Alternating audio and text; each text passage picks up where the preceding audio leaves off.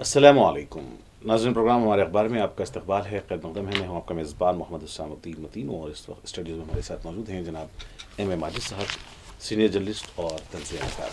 ناظرین، پروگرام میں آج کی اخبارات کی اہم خبروں پر بات کریں گے اور اس پر تجزیہ پیش کریں گے میں ماجد صاحب۔ تو سب سے بڑی خبر سبھی اخبارات میں آئی ہے، دنیا بھر کے اخبارات میں آئی ہے، ایک بڑے ہی افسوسناک، اندوناک اور المناک حادثے سے متعلق جو سعودی عرب کے متبرک شہر مدینہ منورہ کے بالکل قریب میں پیش آیا ایک سڑک حادثہ، جس میں ایک جو ہے عمرہ زائرین کی بس آئل ٹینکر سے ٹکرا کر شعلہ پوش ہو جاتی ہے، اور اس میں ریاست تلنگانہ کے حیدرآباد سے تعلق رکھنے والے تقریباً 45 زائرین جو ہے وہ شہید ہو چکے ہیں، جاں بحق ہو چکے ہیں۔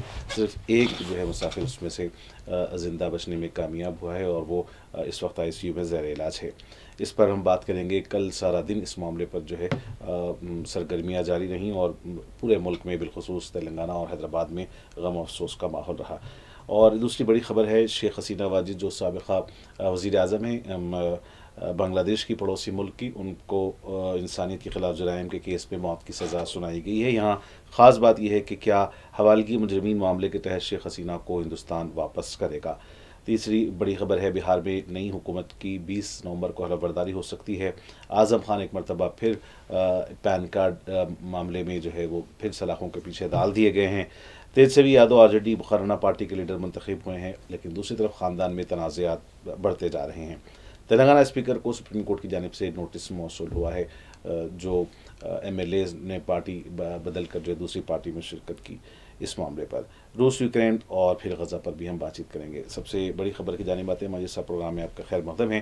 جس طریقے سے کل یہ حادثہ پیش آیا ہے اور اس میں 45 زائرین جو ہے وہ جاں بحق ہوئے ہیں، اس معاملے پر آپ کیا کہیں گے؟ بہت بہت شکریہ۔ یہ بڑی دکھ کی خبر ہے، اور تقریباً ملک کے تقریباً اخبارات نے بھی اس کو نمایاں کیا ہے، اور خاص کر ساؤتھ سے جو اخبارات شائع ہوتے ہیں اس میں بھی سب سے بڑی خبر ہے، اور ایک بڑا قومی سانحہ کے طور پر اس کو دیکھا گیا ہے۔ وزیر اعظم ہو یا دیگر جتنے بھی قائدین ہوں، تمام نے اس پر اپنے دکھ کا اظہار کیا ہے، اور بتائیں گے کہ اس کا سیکوینس کیا ہے۔ پھر حکومت تلنگانہ کا جو بہت ہی سرگرم جو کردار رہا وہ بھی قابل ستائش ہے، اس پر بھی اخبارات نے لکھا ہے، اور کیسے نئے جو وزیر ہیں ان کی قیادت میں کل ہی رات جو ایک وفد مدینہ منورہ پہنچ چکا ہے وہ بھی اطلاع ہے۔ تو دیکھیں کس طریقے سے جو متاثرین ہیں ان کے ورثاء کو کس طریقے سے جو ہے راحت دینے کی کوشش کی جا رہی ہے۔ کافی بڑی خبر ہے، اور کابینہ کا اجلاس بھی تو ہوا ہے کل، جی تلنگانہ کابینہ کا، اس میں بھی کچھ معاملات ہوئے ہیں، تو خیر وہ الگ سوال ہے۔ لیکن جہاں تک اس کا تعلق ہے، اس واقعے کے بارے میں کافی کچھ کابینہ میں نے بھی غور کیا، افسوس منایا، اور کچھ جو بھی راحتوں کا اعلان کیا وہ بھی آج اخبارات میں دیا گیا ہے۔ تو ناظرین، آج منگل کا دن ہے، جمادی الاول کی 26 تاریخ ہے، اور 18 نومبر۔ دیکھیے، ہندوستان سے سینکڑوں نہیں بلکہ ہزاروں کی تعداد میں زائرین عمرہ و حج روانہ ہوتے ہیں، اور خاص کر حیدرآباد سے بالخصوص ماہ ربیع الاول ہو یا رمضان کا مہینہ ہو، کافی بڑی جو ہے رہتی ہے، اور خاندان کے خاندان، اب دیکھیے ایک خاندان کے 18 لوگ، جی ہاں، وہ خاندان کے جو سربراہ تھے انہوں نے اپنے بیٹے، بہو، پوتے، پوتیاں، نواسیاں، بیٹیاں، سب کو لے کر جو ہے ایک عرصے سے پلاننگ کر رہے تھے، کہا کہ نہیں ہم سب مل کے کریں گے ہم۔ اور دیکھیے تو یہ بہت کس طریقے سے یعنی انسان، یعنی ایک فرد واحد کے بجائے خاندان کا خاندان اوجھل ہو جاتا ہے۔ بالکل تو یہ ایک بہت بڑا جو ہے معاملہ ہے، اور کس طریقے سے جس طریقے سے بتایا گیا ہے کہ مکے میں عمرہ کرنے کے بعد یہ لوگ مدینہ پاک جا رہے تھے، وہاں جو ہے، اور مدینہ پاک سے بالکل 25 کلومیٹر دور پر تھے کہ ایک آئل ٹینکر سے اس کا تصادم ہو گیا، اور یہ تصادم پیچھے سے ہوا ہے، اوورٹیک کرنے کی کوشش میں جسٹ مس کیلکولیٹ ہوئی، اور وہ بس کا ایک حصہ ٹینکر سے ٹکرا گیا، اور ایک دم آگ بھڑک اٹھی، اور تقریباً لوگ سوائے ایک کے، جیسا آپ نے بتایا، وہ بھی نوجوان کشماتی طور پر جو ہے بچ گیا، اور کھڑکی میں سے کودنے سے وجہ سے، جبکہ یہ ہائیڈرولک یعنی دروازے ہوتے ہیں اس کے، جی ہاں، بڑے مشکل سے نہیں کھلتے عام طور پر جو ہے، پھر بھی جس طریقے سے جو بچا نہ ہو تو اب یہ لاشیں یعنی جو میتیں اس حد تک ناقابل شناخت بن گئی تھیں کہ ان کے ڈی این اے کے ذریعے کروایا جا رہا تھا. اور ان کی جنت البقیع میں کل ہی میں اپڈیٹ لے رہا تھا، کل ہی رات میں ان کے ورثاء کی کنسنٹ لی گئی اور انہی کو وہیں جنت البقیع میں ان کی تدفین کے عمل کے لیے تیاریاں ہو رہی تھیں. اور ان کو جو مختلف ہاسپٹلس میں، جیسا کہ وہاں ایک King Fahd Hospital, King Salman Hospital اور میقات نام کا ایک ہاسپٹل ہے، ایک جرمن ہاسپٹل ہے، اس طریقے سے میتوں کو وہاں رکھا گیا. تو وہ بھی تفسیر دی گئی تھی. اور حیدرآباد میں جہاں تک ہے بڑا یعنی بالکل افسوس کا اظہار کیا ہے، دکھ کا اظہار کیا گیا. اور اتفاق سے کل کابینہ کا اجلاس بھی ہو رہا تھا یہاں تلنگانہ حکومت کا. کابینہ کے اجلاس میں اس کے بارے میں غم کا اظہار کیا گیا، تعزیت کا اظہار کیا گیا. اور آپ دیکھیں یہاں جو نئے وزیر بنے، جو کرکٹر محمد اظہر الدین ہیں، وہ مجلس کے جو قائدین ہیں، ارکان اسمبلی ہیں، وہ ان جو ہے مہلکین کے جو شہداء ہیں ان کے ورثاء کے گھروں پر جا کر انہوں نے تعزیت کی. اور کل ہی ایک قافلہ جس میں مجلس کے ایم ایل اے ماجد حسین اور وزیر محمد اظہر الدین اور بی شفیع اللہ جو مائنارٹی یعنی ڈپارٹمنٹ کے سیکرٹری ہیں، آئی ایف ایس آفیسر بھی ہیں، وہ تو روانہ ہو گئے. اور ارکان خاندان کے جو ہیں دو افراد کو بھی شاید وہ آج روانہ ہوں گے یا کچھ لوگ کل ہی چلے گئے ہیں. تو اس طریقے سے ایمرجنسی طور پر جن کے پاسپورٹ نہیں تھے وہی ایمرجنسی طور پر راتوں رات ان کے پاسپورٹ اور ان کی ویزا کی تکمیلیں کی گئی. سرکاری خرچ پر ان کو لے جایا گیا ہے. اور جو ورثاء ہیں ان کو 5-5 لاکھ روپے کا جو ہے سرکار نے اعلان کیا ہے.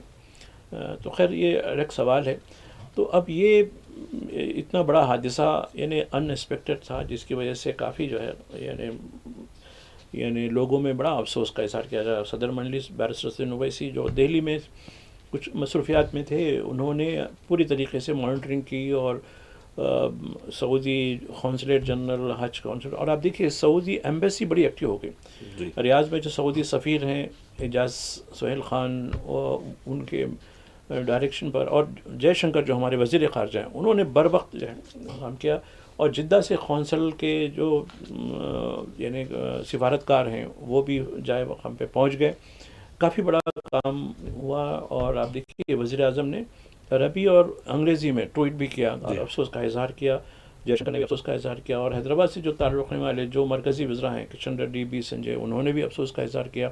بی آر ایس کی جو لیڈرشپ ہے، کے ٹی راما راؤ اور دیگر جو لوگوں نے جو قائدین ہیں، ہاں وہ بھی، ان کے سی آر نے بھی جو ہے تعزیت کا اظہار کیا. خود ریونت ریڈی جو چیف منسٹر ہیں انہوں نے بھی تعزیت کا اظہار کیا اور متاثرہ خاندانوں کو ممکنہ مدد کا بھی یقین دلایا. اس طریقے سے اور ایک بات یہ ہے کہ بی آر ایس کا بھی ایک وفد شاید آج روانہ ہو رہا ہے. تاکہ تو خیر سرکار طور پر اپنے کام کر رہی ہے، سفاری طور پر بھی کام ہو رہا ہے. اور دیکھیے ملک بھر سے، خاص کر جموں کشمیر کے جو چیف منسٹر ہیں، پھر وہاں جموں کشمیر کے جو لوگ میر وائز وغیرہ ہیں، ان کی طرف سے بھی تعزیت پیش کی گئی. اور کرناٹک سے بھی تعزیت پیش کی گئی. کرناٹک کے چیف منسٹر اور دیگر جو ذمہ دار ہیں انہوں نے بھی، کیرلا سے بھی یہی بات سمجھی.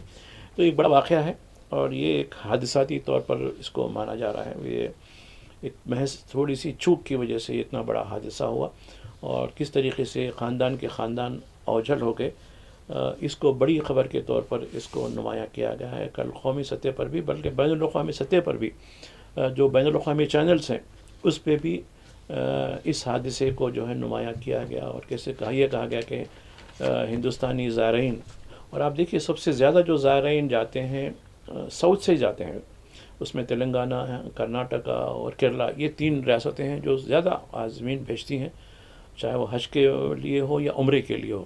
شمال سے بھی جاتے ہیں لیکن اتنی بڑی تعداد نہیں جاتی جتنی ساؤتھ سے جاتی ہے. اس کی کئی ایک وجوہات، معاشی وجوہات، سماجی وجوہات، کئی ایک وجوہات بھی ہیں.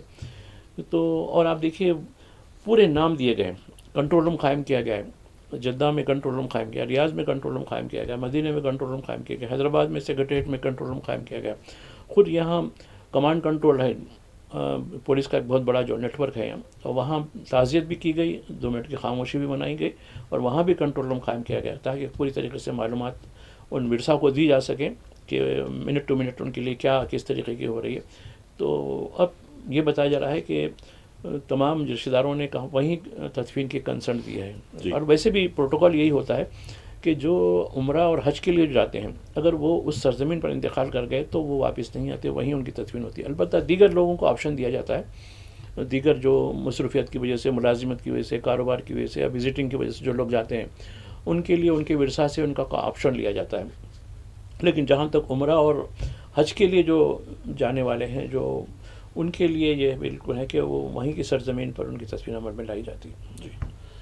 بہرحال ہم بھی جو ہے تمام جو اس حادثے کے مہلوکین کے لواحقین کے ساتھ اظہار تعزیت کرتے ہیں. ایک اور بڑی خبر، شیخ حسینہ واجد جو اس وقت ہندوستان میں ہیں، سابق وزیر اعظم بنگلہ دیش کو انسانیت کے خلاف جرائم کی اس میں سزائے موت دی گئی ہے کا فیصلہ سنایا گیا ہے. بنگلہ دیش کے خصوصی ٹریبونل میں نے اس کا فیصلہ دیا ہے.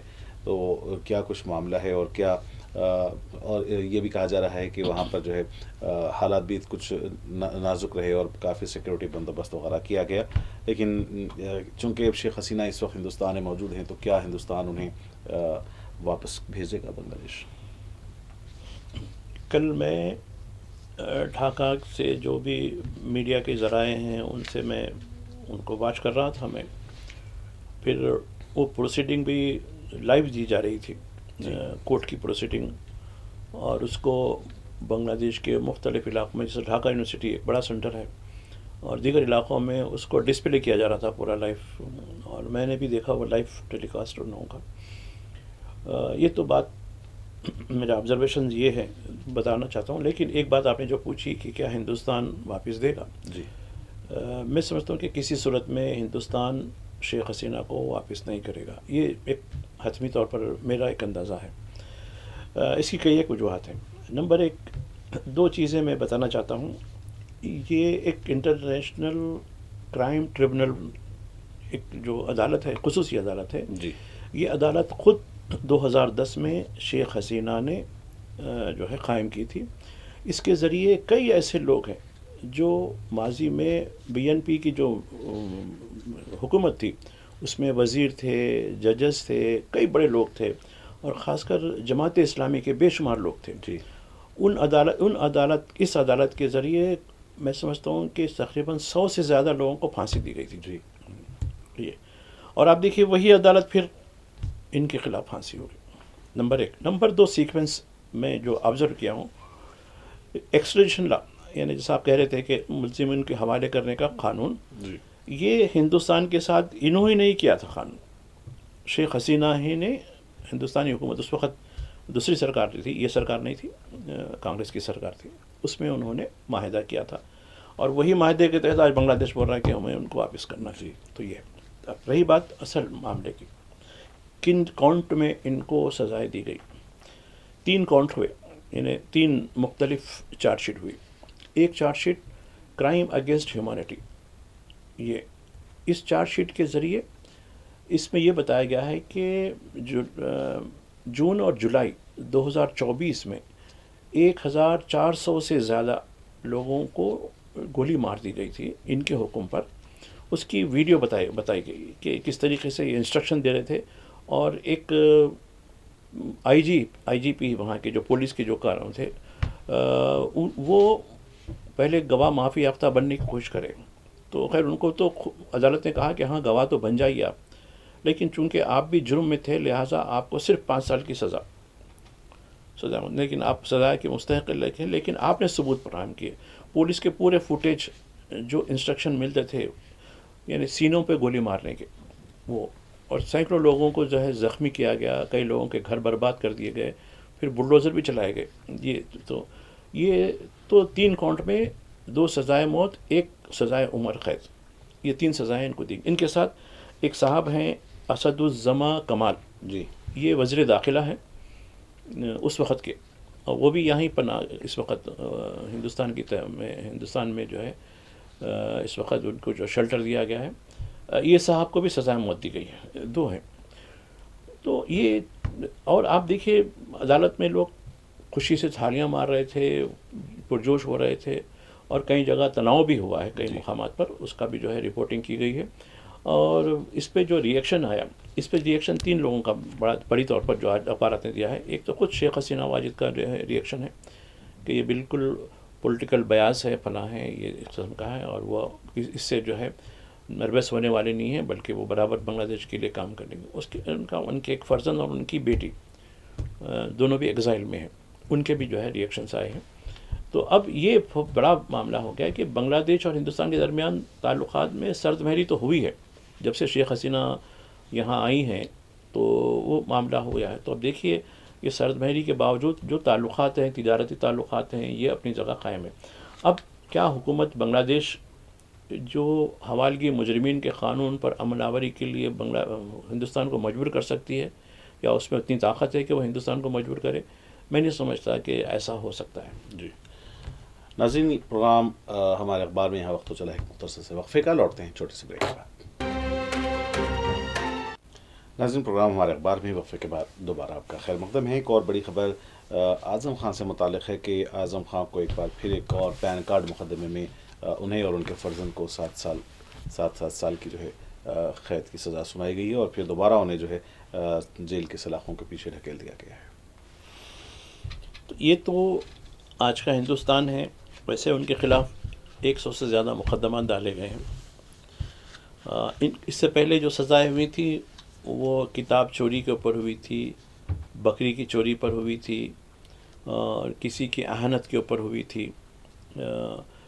اس طریقے کے جو ہے جو مفروضوں پر بالکل مبنی الزامات کے اوپر ان کو عدالتوں نے جو ہے سزائیں دی تھی، اور کافی عرصے سے میں سمجھتا ہوں کہ کچھ کم 5 سال تک وہ برابر جیل میں رہے.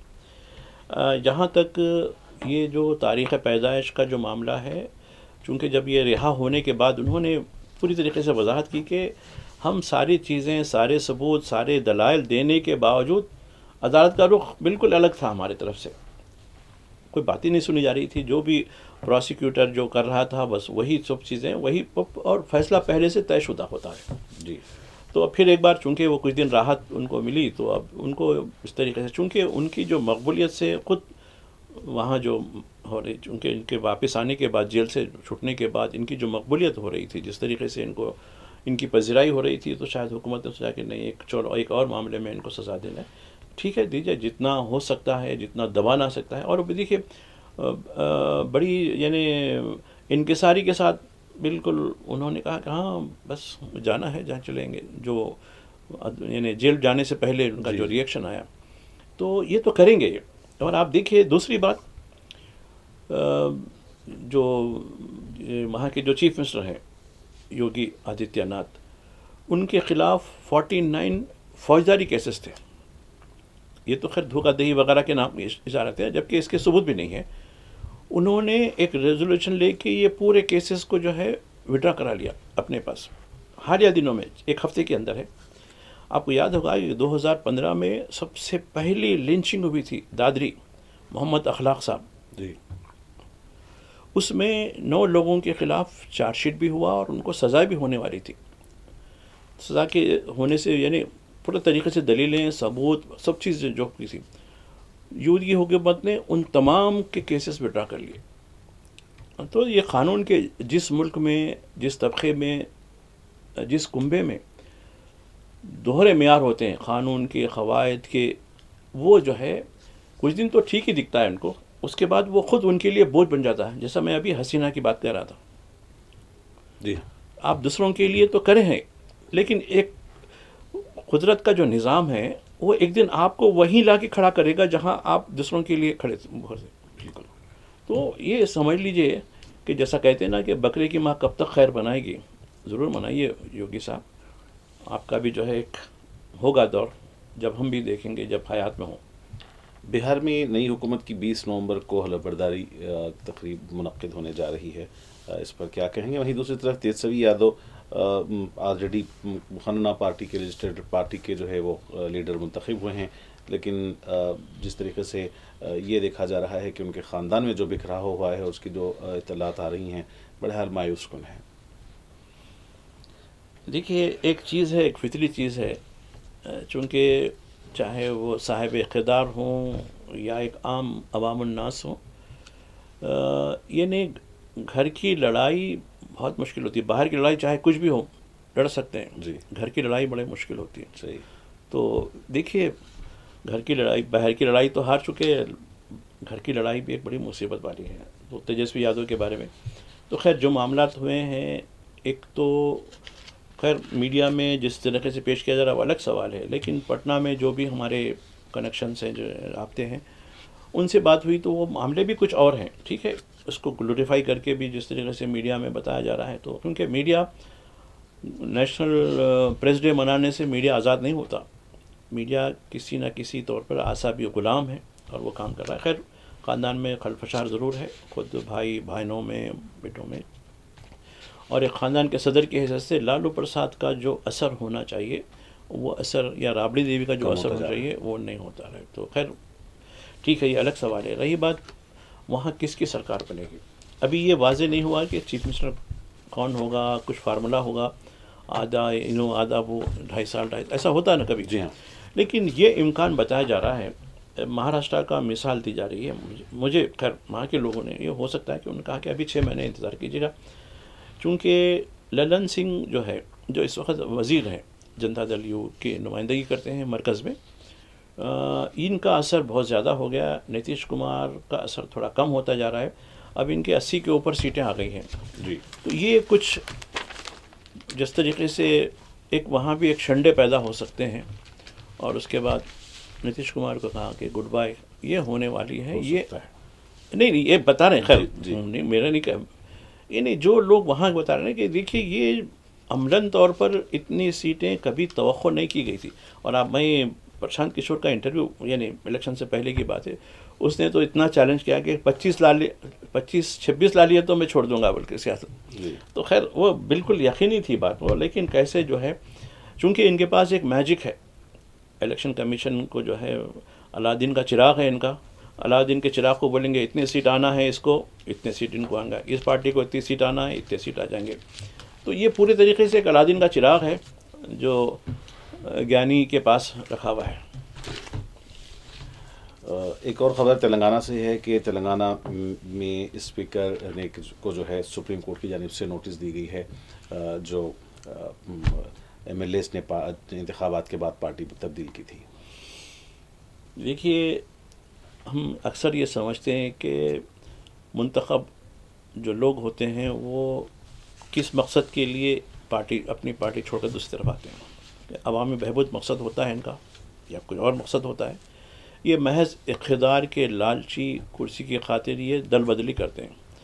لیکن یہ دل بدلی کا قانون تو ہوا ہے. اب آپ دیکھیے خود دل بدلی کے قانون سب سے زیادہ جو اس کی جو خلاف ورزی کرنے والوں میں بھارتیہ جنتا پارٹی سب سے آگے. آپ کرناٹک کی مثال لیجیے، کرناٹک میں کتنے ناٹک ہوئے اس کے، کئی ناٹک، لمبے ایپیسوڈ چڑھے اس کے. مہاراشٹر، مدھیہ پردیش، جہاں منتخب سرکاروں کو گرا کر یہ لوگ جو ہے، تو یہ خود یہ ہے. اب رہی بات یہ قانون کی، اب تلنگانہ میں چونکہ سرکار، اب دیکھیے پتہ نہیں ہمارے الیکشن کمیشن کے بارے میں تو جو بھی رائے اب عوام دیکھ رہے ہیں، لیکن عدلیہ کے بارے میں بھی جو رائے ہو رہی، تو خیر اسپیکر نے بھی ٹال مٹول کیا. اسپیکر پر جو ہے عدالت گرم ہو گئی اور کہا کہ 2 ہفتوں میں آپ اس کا تصفیہ کر دیجئے، ورنہ ہم تصفیہ کریں گے. بلکہ دیکھیے جسٹس صاحب نے تو یہ تک کہا کہ جناب آپ سوچ لیجئے آپ نیو ایئر کہاں منائیں گے، اگلا سال کہاں منائیں گے. جی نہیں نیو ایئر کہاں منائیں گے، سمجھ جائیے جیل میں منانا چاہتے ہیں یا نہیں، وہ نہیں بتایا انہوں نے، کیونکہ بٹوین دا لائنس ہے وہ.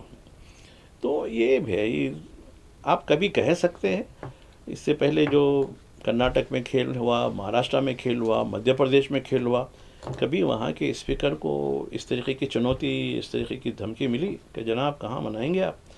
تو یہ دیکھیے میں بار بار یہ کہہ رہا ہوں کہ جس طبقے میں، جس قوم میں، جس علاقے میں قواعد کی خلاف ورزی اپنی من پسند کے لیے کی جاتی ہے، قانون کی خلاف ورزی کی جاتی ہے، کچھ دن کے لیے کچھ تو ان کو تو راحت ملتی ہے فی الوقت، لیکن بعد کا جو ہوتا ہے وہ خود ان کے لیے وبال جان بن جاتا ہے. جی ناظرین، پروگرام ہمارے اخبار اختتامی مراحل میں ہیں. بین الاقوامی خبروں میں 2 خبروں کو ایک ساتھ شامل کریں گے کہ غزہ اور یوکرین کے معاملات کے تعلق سے آپ کیا کہنا چاہیں.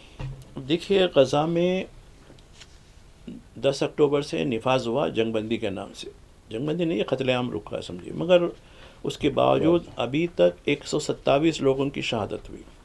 اب وہاں بارش اور سردی کا معاملہ ہے، وہاں جو لحاف کے کپڑے، جو مطلب گرم کپڑے یا گرم خیمے جو ٹینٹ ہوتے ہیں، اس کی جو رسد ہوتی ہے اس کو روک دی گئی.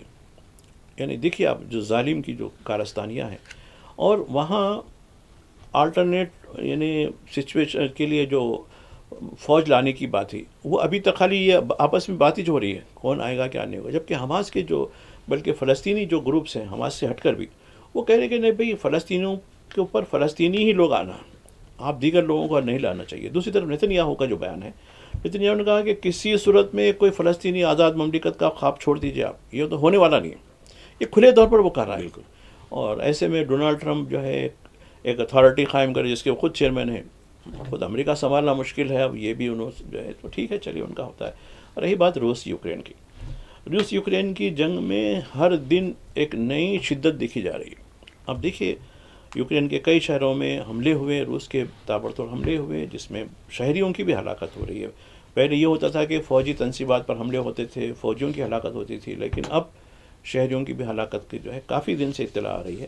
تو میں سمجھتا ہوں کہ اور ایک بات کہ ڈونلڈ ٹرمپ کا ایک اور دھمکی آئی ہے کہ جو روس کے ساتھ یعنی ان کے جو تجارتی معاملات کرتے ہیں ان کو بھی ہوشیار کر دیا گیا ہے کہ بھئی آپ کریں گے۔ تو خیر ہندوستان تو دسمبر سے جو ان کے تیل لینے کا معاملہ جو چل رہا ہے شاید 1 مہینے کے بعد شاید بند کر دیں گے، لیکن دیگر جو ملکوں میں جو خاص کر چین ہے، چین سب سے بڑا جو ہے اس وقت روسی پروڈکٹ کا خریدار بنا ہوا ہے، کیا اس کے خلاف وہ تحریر لگا سکتے ہیں؟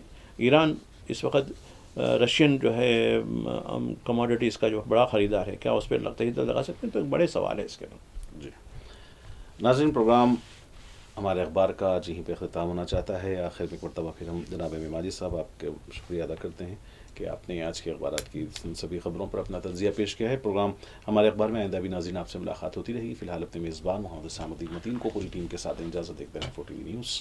خدا حافظ۔